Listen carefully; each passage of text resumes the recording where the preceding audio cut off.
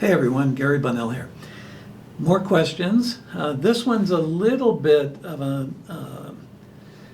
a problem because so much is really unknown about the process. The question is, what happens when our bodies cease to function? What happens when we die?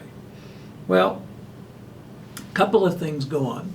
Your body ceases to function, but like at your birth, your body releases an enormous amount of dimethyltryptophan, DMT, and you're in this truly ecstatic state as you're born into this dimension. That also happens when you leave this dimension. Your brain becomes totally active as your body is ceasing function. So that's what happens in the body. The spirit goes into a holding pattern, leaves the body, goes into a holding pattern, and is basically unaware of time and space, and is awaiting a new body in a familiar bloodline. And the reason why spirits look for familiar bloodlines is that the strategies it built in the last incarnation best apply to the functions of that bloodline, the epigenetics, all of the ancestral memory out of that bloodline, then is a part of that spirit's ongoingness. And so the spirit functions better if it stays within certain bloodlines. Now, bloodlines do get diluted by, chromosomes coming from mom and dad, and so which bloodline are we talking about? Well, it all kind of meshes together, and the energy, the base energy, the DNA is what that spirit's looking for, because then it knows how to manipulate it, feels safer in that ancestral pool. The soul, which carries your consciousness, moves out of this dimension into the very next timeline. It does not wait. It's not linear based. It goes right into the next timeline it already had created. And it already has a spirit waiting for it. So in that next timeline, when conception happens, and that spirit then enjoins that body, and then the soul in the last trimester enters that body.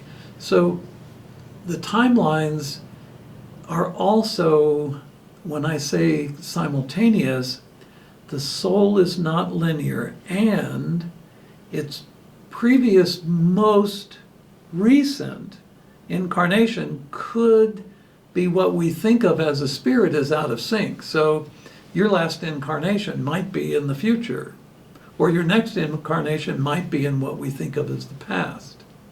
So the soul and the spirit continue on.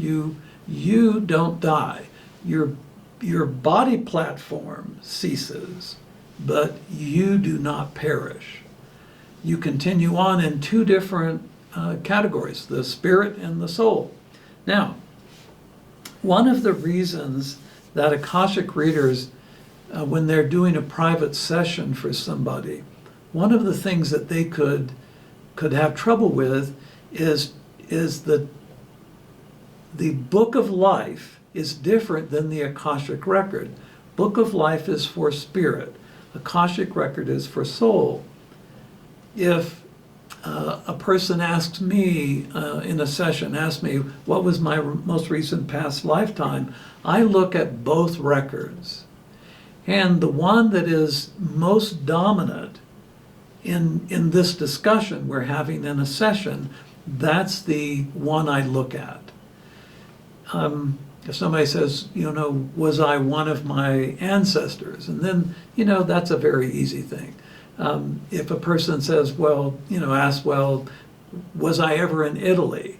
That's going to be probably, especially in Asian cultures, like I work a lot in Japan, and if they say, have I ever lived, had a lifetime in Italy, that's the soul path. The book of life path, the spirit path, is going to be following bloodlines, DNA lines.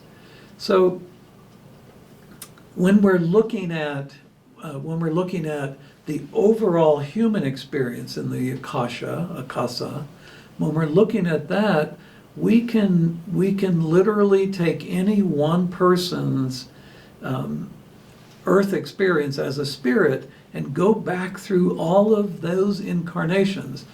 Each human spirit has been every form of life on earth. So we can look through the book of life and really get a clear idea of where humanity has been.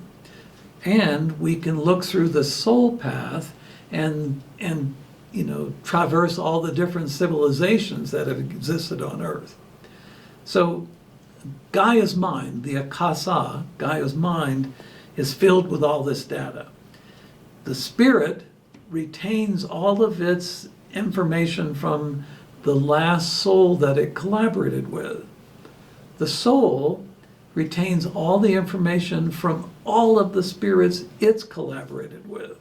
So we don't die. We cease to be in a consensual reality within a given timeline when our body ceases to function.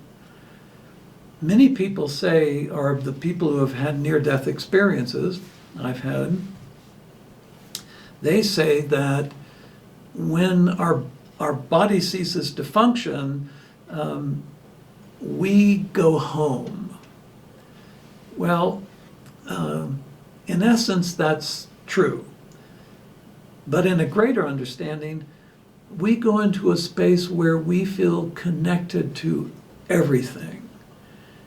We never needed religion to be connected to God. Our soul is a particle from the mind of Creator, God. We never have to be saved from some evil that we've done. The fact is, and this is really hard for most people, the fact is you've never done anything wrong. You have been living out the biases and the prejudices of a timeline that you grew into, your cultural orientation, etc. You've not done anything wrong. Yeah, you could be an ass from time to time. You could even harm others from time to time. And we could say that sets you up then to experience what you've helped them experience. So in your next incarnation, you might get to experience somebody being a true ass to you, kind of thing, or even, having a death struggle with someone. So anyway, we don't cease to exist. We change timelines. So I know this is a big conversation. So yes, we can look along timelines. When we become enlightened, we can actually see future events and outcomes based upon who we are, our spirit is in that moment, or culturally, what's going to outcome. Because immutable events are set up also for groups, cultures. So anyway, thanks for listening. Hope to connect again. Thanks.